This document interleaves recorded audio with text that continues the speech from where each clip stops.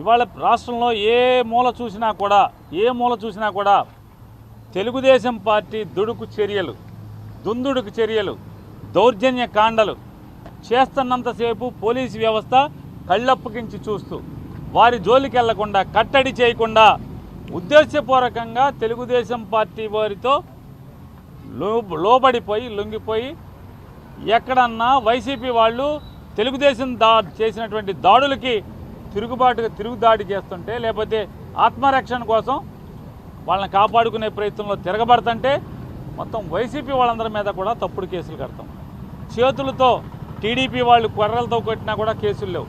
కానీ దాన్ని తిరుగుబాటుగా ఆత్మరక్షణ కోసం వైసీపీ వాళ్ళు చేతులతో ఎక్కడన్నా తిరగబడితే 307 తప్పుడు కేసులు అన్నీ డీజీపీ గారికి కూడా చెప్పాం.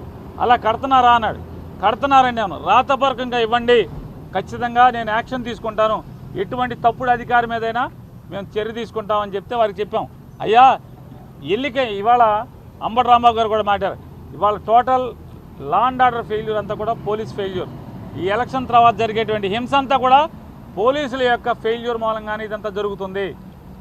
ఎక్కడైతే పోలీసులు నిశ్చర్యగా ఉంటున్నారో, ఎక్కడైతే పోలీసులు ఫోన్ కాల్స్ వచ్చినా కూడా యాక్షన్కి దిగట్లేదో, ఎక్కడైతే తెలుగుదేశం పార్టీ ధ్వంస కార్యక్రమాలు, దౌర్జన్యకాండలు చేస్తున్నప్పుడు వాళ్ళు నిలువరించకుండా, వాళ్ళని కట్టడి చేయకుండా ఎక్కడ ఉంటున్నారో అక్కడే ఈ కార్యక్రమాలన్నీ జరుగుతున్నాయి. తిరుపతి చూసుకుందాం.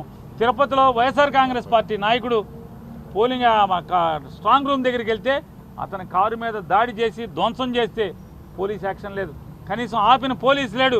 కానీ అది జరిగిన గంటకు కూడా పోలీసు వచ్చి ఆపటం కానీ, పోలీసు వచ్చి వాళ్ళని అరెస్టులు చేయడం కానీ, వెంటనే వైఎస్ఆర్ కాంగ్రెస్ పార్టీ వాళ్ళు పోలీసులు చేస్తున్నటువంటి తప్పుడు చర్యలకి మరి తిరుగుబాటు చేస్తే ఇవాళ ఏదో పెద్ద అక్కడ ఏదో జరిగిపోతుందని.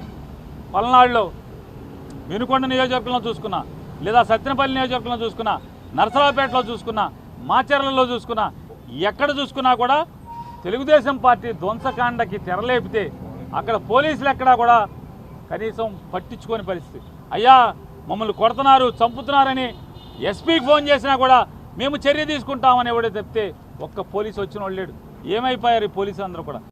మీ దుర్మార్గాలు పొద్దున చిత్తూరు జిల్లా బోరగమంద గ్రామంలో మంత్రి పెద్దిరెడ్డి నియోజకవర్గంలో పోలింగ్ ఏజెంట్లు ఎత్తుకెళ్లిపోయారు.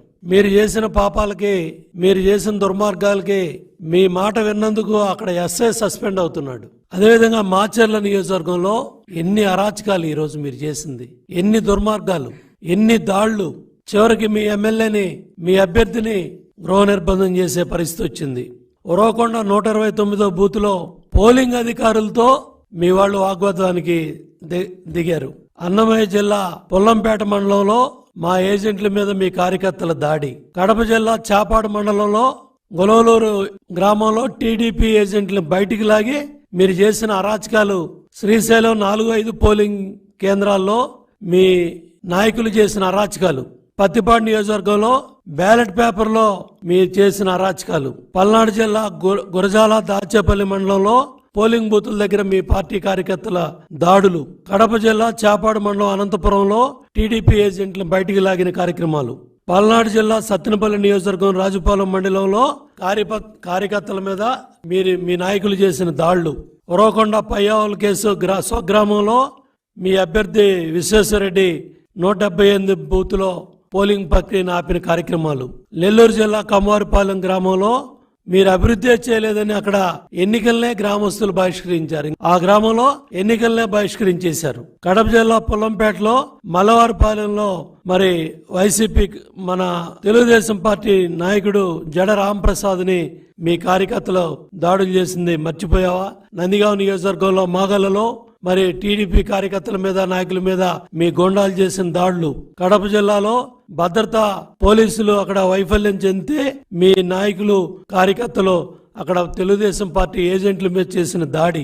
మాచర్ల నియోజకవర్గంలో ఖమ్మంపాడులో జరిగిన గొడ్డళ్ళు, వేటకొడవళ్ళు రహదారి మీద ఆందోళన చేసి మరి అక్కడ అధికారులు వచ్చి, పోలీసులు వచ్చి కంట్రోల్ చేయాల్సిన పరిస్థితి వచ్చింది. అట్లాగే విజయవాడలో కూడా వైసీపీ నాయకులు, గోండాల కనుసన్నల్లో కొంతమంది పోలీసు అధికారులు చాలా అత్యుత్సాహంగా పనిచేశారు.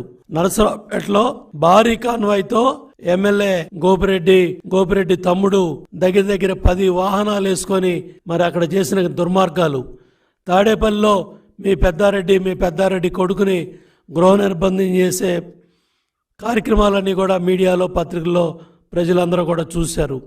ప్రకాశం జిల్లా దర్శి మండలం బొట్లపాలెంలో మరి అక్కడ మీరు చేసిన అరాచకాలు, దగ్గర దర్శి నియోజకవర్గంలో 5 పోలింగ్ బూతుల్లో మరి దౌర్జన్యాలు చేసి అక్కడ సీసీ కెమెరాలన్నీ కూడా ఆ వైర్లన్నీ కట్ చేసి 5 గంటల పైగా అక్కడ ఉన్న తెలుగుదేశం ఏజెంట్ని బయటికి పంపించి మీ ఇష్టారాజ్యంగా రిగ్గింగ్ చేసే కార్యక్రమాలన్నీ కూడా మా అభ్యర్థిని డాక్టర్ శ్రీలక్ష్మి అట్లాగే వాళ్ళ భర్త